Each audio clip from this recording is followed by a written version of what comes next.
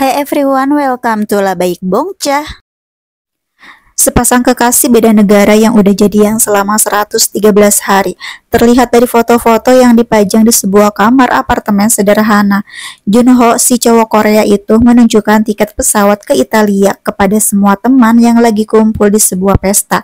Pacarnya berasal dari Cina, bernama Xiaoyu. Mengira kalau Junho pasti akan melamar, menikahi, dan mengajak bulan madu ke Italia. Tapi betapa kecewa ketika Junho berkata dia ke Italia untuk belajar opera, impiannya masa kecil. Xiaoyu terdiam, dia sangat kecewa. Mereka ini tinggal bareng. Di situ Xiaoyu berusaha membujuk Junho jangan pergi, tapi ternyata gagal. Lalu kita fokus menemani Xiaoyu berjuang melewati tekanan emosional dan pekerjaan. Dia jadi linglung dan kasar. Lalu Xiaoyu dapat kabar duka kalau Junho meninggal dunia di Italia. Anehnya kematian Junho justru bikin Xiaoyu makin ingat dan merindukan Junho. Dia bahkan berhalusinasi melihat Junho di kamarnya dan memeluknya. Pokoknya hidup Xiaoyu hancur sehancur-hancurnya. Singkat cerita, kondisi Xiaoyu sekarang udah mulai membaik. Di sebuah festival gitu, Xiaoyu melihat badut boneka beruang menari-nari dengan lucu. Tarian yang sepertinya dia tahu. Xiaoyu pun tertawa, kemudian memeluk badut beruang itu. Namun tiba-tiba Xiaoyu menitikkan air mata. Badut beruang itu menepi dan membuka tutup kepalanya. Betapa kagetnya, ternyata itu adalah Junho. Dia menangis dalam diam. Tapi kok bisa sih Junho masih hidup? Nah, kita flashback sebentar. Jadi semasa kuliah, Junho menembak Xiaoyu jadi pacarnya dengan cara menari di depan teman-teman. Mirip tarian badut beruang yang tadi, guys. Nah, pas jadian, keduanya pun memutuskan tinggal bareng.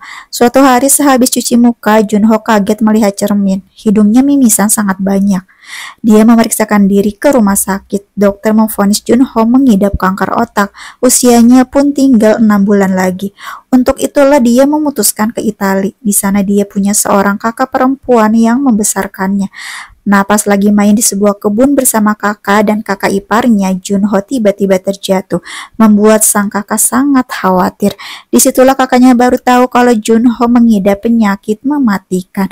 Junho pun meminta kakaknya membantu untuk memalsukan kematiannya supaya Xiaoyu cepat melupakannya.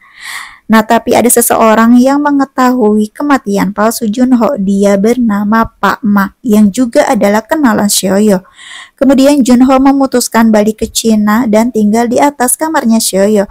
Nah, disinilah Junho mulai memperhatikan kehidupan Xiaoyu yang menyedihkan setelah kematian palsunya. Junho juga membantu Xiaoyu seperti ketika Xiaoyu mengalami kecelakaan, kemudian membantu Xiaoyu melakukan proyek pekerjaannya dengan baik. Tapi hampir aja Junho ketahuan sama Xiaoyu. Untung aja ada Pak Ma yang membantu Junho sembunyi di tempat proyekan itu. Tetapi kondisi Junho udah mimisan parah, kondisinya pun semakin buruk. Pak Ma mengantarkan Junho ke rumah sakit memakai mobil. Di situ kondisi Junho udah lemas banget. Nah, ternyata Junho akhirnya harus melakukan operasi besar. Selesai operasi, sekarang Junho udah botak sehingga dia harus memakai beanie. Junho terus memastikan bahwa Xiaoyu hidup dengan baik tanpa dirinya. Dia pun membereskan proyek pekerjaan Xiaoyu sehingga menciptakan interior yang sangat hebat. Beberapa lama kemudian, Xiaoyu memutuskan terbang ke Italia dan pergi ke rumah kakaknya Junho. Namun betapa sedihnya ketika Xiaoyu diberitahu kalau Junho sudah meninggal dunia. Betulan meninggal ya guys. Nah, kakaknya Junho ngasih semacam pesan dari Junho untuk dirinya. Dan ternyata isi pesannya membuat Xiaoyu semakin sakit.